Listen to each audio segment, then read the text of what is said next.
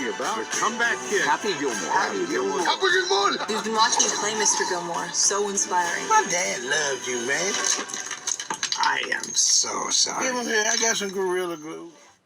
Hello everybody, welcome back to Screenstars. I'm here today to bring you my review for the 2025 comedy sequel, Happy Gilmore 2.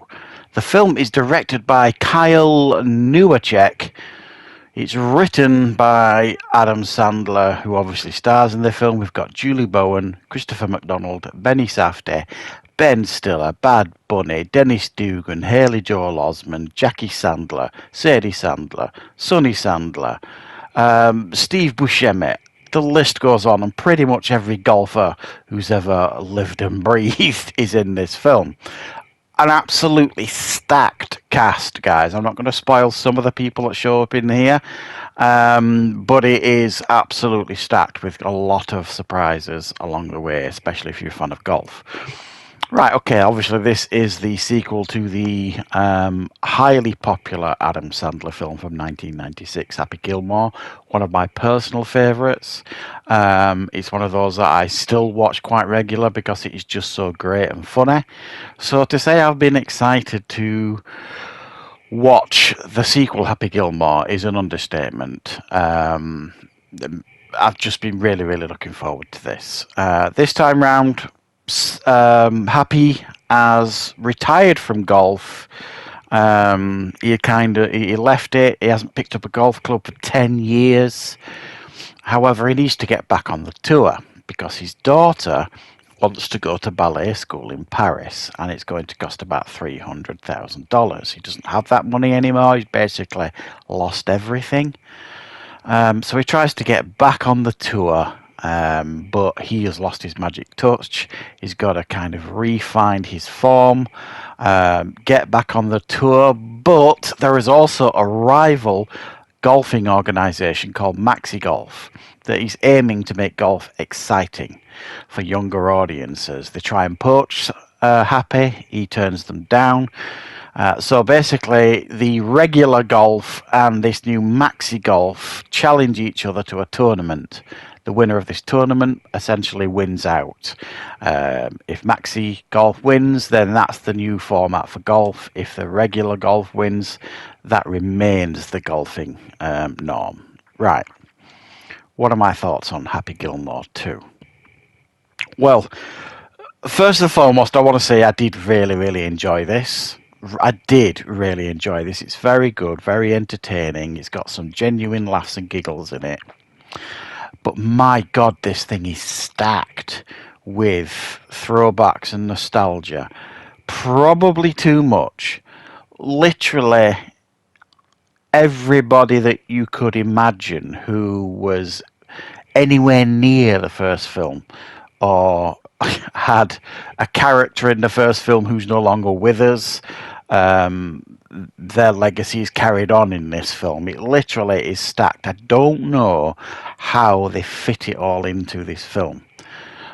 Every minute or two, there's a new face that you can't. You're literally getting naked looking at all these different faces and trying to figure out who they are, and it almost borders on too much stacked into it, and it almost loses its connection to what is essentially a very familiar but simple story.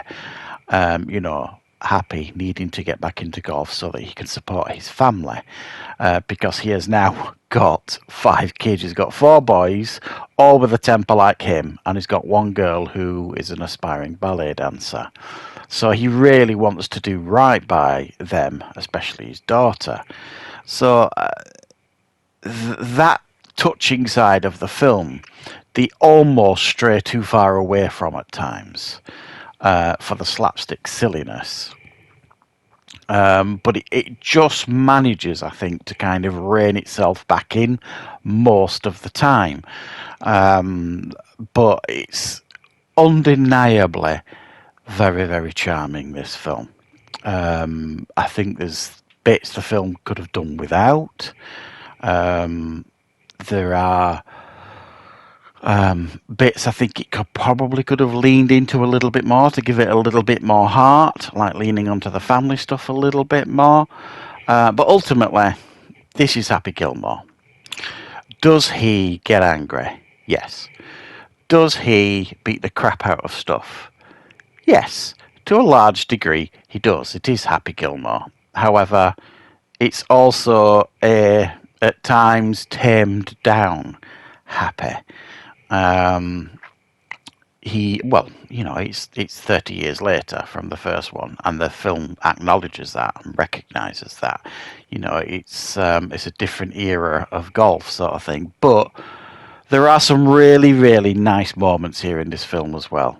Some really fun moments in this film. Some of my favourite interactions were with Christopher McDonald, Shooter McGavin, who comes back into this film, who is not in this film in the way you might predict, which I thought was nice.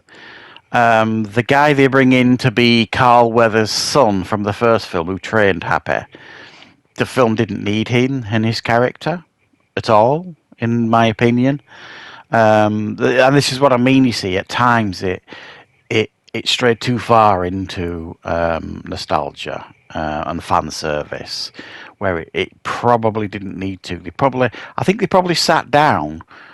Sandler probably sat down with the other writer, and he probably had a checklist of everything he wanted to fit in, and he not only made that checklist, he probably had a few potentials at the bottom.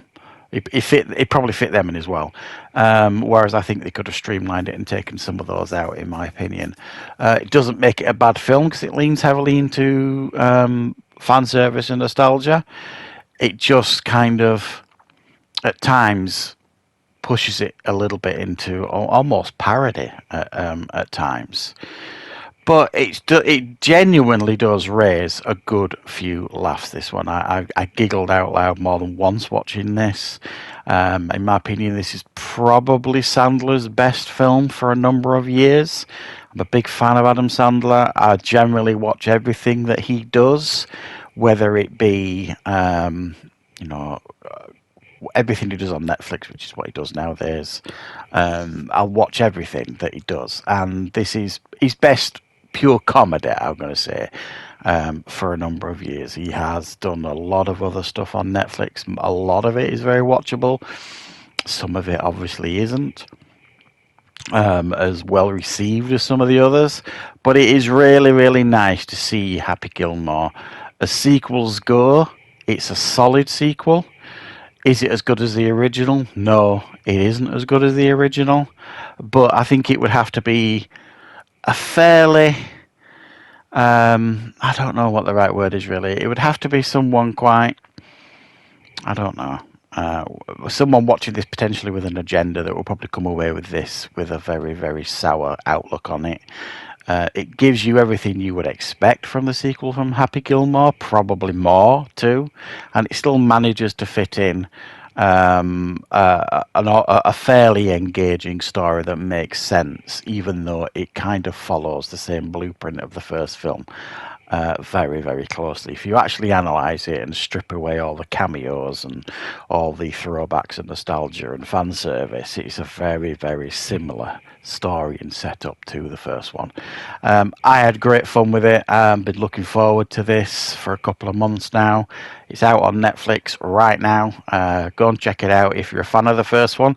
I suspect you'll probably be fairly pleased with this one, but just don't be expecting anything that's going to blow you away massively. It's not that great, but it's definitely quite a lot of fun.